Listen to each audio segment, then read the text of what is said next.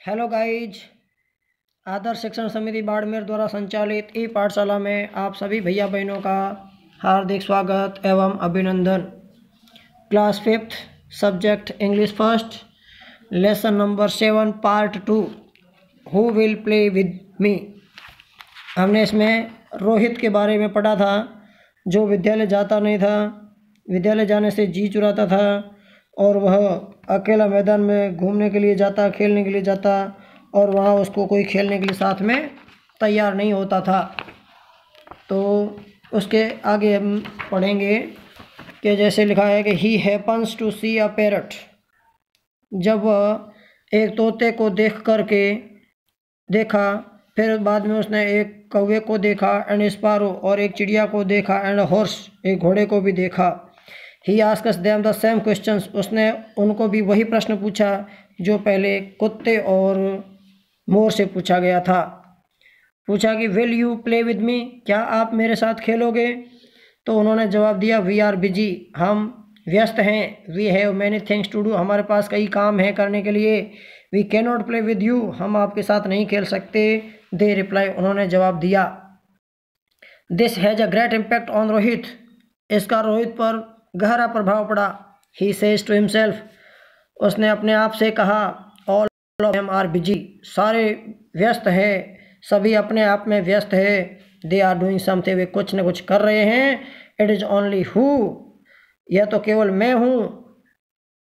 It is only I, यह केवल मैं हूँ। हु एम नॉट वर्किंग, जो काम नहीं करता हूँ। यानी मैं अकेला ऐसा व्यक्ति हूँ जो काम नहीं कर रहा हूँ, अन्य सभी व्यस्त है अपने अपने काम में। Now I will also do my work, अब मैं भी मेरा काम करूँगा। And keep my self busy, और मैं भी अपने आप को व्यस्त रखूँगा। I will give up my laziness, और मैं मेरे आलस्य को छोड़ दूँगा। ही रिटर्न्स होम, वह घर चला। And decides to go to school daily, और उसने तय किया कि मैं रोज़ स्कूल जाऊँगा। ही स्टार्ट्स स्टडिंग अटेंटिवली, और उसने ध्यान लगा करके और पढ़ाई करना शुरू कर दिया। And completes his homework also, और अपना गृह कार्य भी पूरा करने लगा। He learns his lessons regularly, वह अपने पाठ नियमित रूप से याद करता है। इन द इवनिंग, शाम के समय। He goes to the play ground, वह खेल के मैदान में जाता है। And finds his friends there, और यह पाता है कि उसके मित्र भी वहाँ मैदान में होते हैं। ही प्लेज विद देम, वह उनके साथ खेलता है। फॉर अबाउट एन आवर, लगभग 1 घंटे तक। यानी इस प्रकार से जो है रोहित वापस विद्यालय जाता है, अपना गृह कार्य करता है, और शाम के समय खेलने के लिए जाता है। तो वहाँ बहुत सारे उसके मित्र भी उसको मिल जाते हैं, वहाँ भी वो समय के अनुसार खेलता है। आफ्टर रिटर्निंग होम, घर आने के बाद में। ही टेक्स हिज डिनर, अपना भोजन लेने के बाद। And then revises what he studied at school, और जो उसने स्कूल में पढ़ा था उसका रिवीजन करता है, पुनरावृत्ति करता है। With this change in his behaviour, उसके इस प्रकार के जीवन में आए हुए व्यवहार को देख करके, या परिवर्तित व्यवहार को देख करके, he is now liked by everyone, प्रत्येक कोई उसे पसंद करने लगा, चाहने लगा।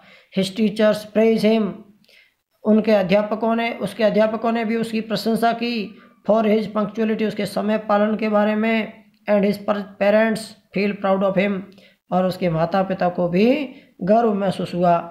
अर्थात उस बालक रोहित के अभिभावक और माता पिता दोनों ने गर्व महसूस किया कि उसमें कुछ परिवर्तन हो गया, सुधार आ गया है।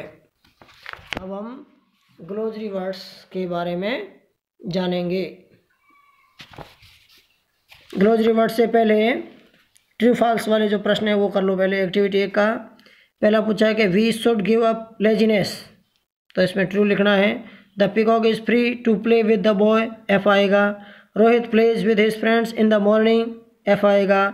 देर are many children in the garden, F आएगा। उसके बाद में अबसद वाले प्रश्न हैं बी का। Choose the correct alternative.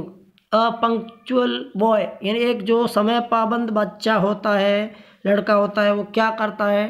तो इसमें लिखा है कि does not miss his school, does not do work on time, does not misuse things, does not waste his time. तो does not miss his school, यानी समय पाबंद वाला बच्चा होता है जो विद्यालय मिस नहीं करता।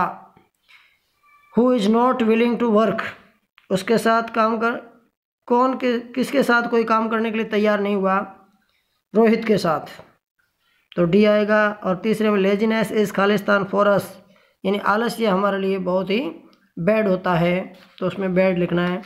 उसके बाद में इसमें पढ़ने एक्टिविटी 1 में सी का पहला और दूसरा प्रश्न पिछले अध्याय में कर लिया था।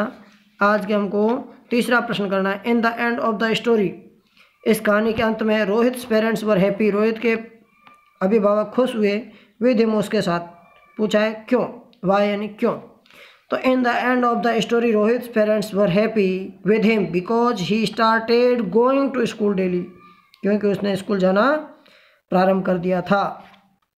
और उसके बाद में ग्लोसरी वर्ड्स, रिटर्न यानी वापस जाना या लौटना, डिसाइड यानी निश्चय करना या निर्णय करना, डेली यानी प्रतिदिन, अटेंटिवली यानी सावधानी से, कंप्लीट यानी समाप्त करना, लर्न यानी सीखना, लेसन यानी अध्याय, रेगुलर यानी नियमित रूप से, फाइंड यानी पता लगाना, रिवाइज यानी पुनरावृत्ति करना, रिप्लाई यानी जवाब देना, लेजीनेस यानी आलस्य, प्रेज यानी प्रशंसा करना, पंक्चुअलिटी यानी समय पालना।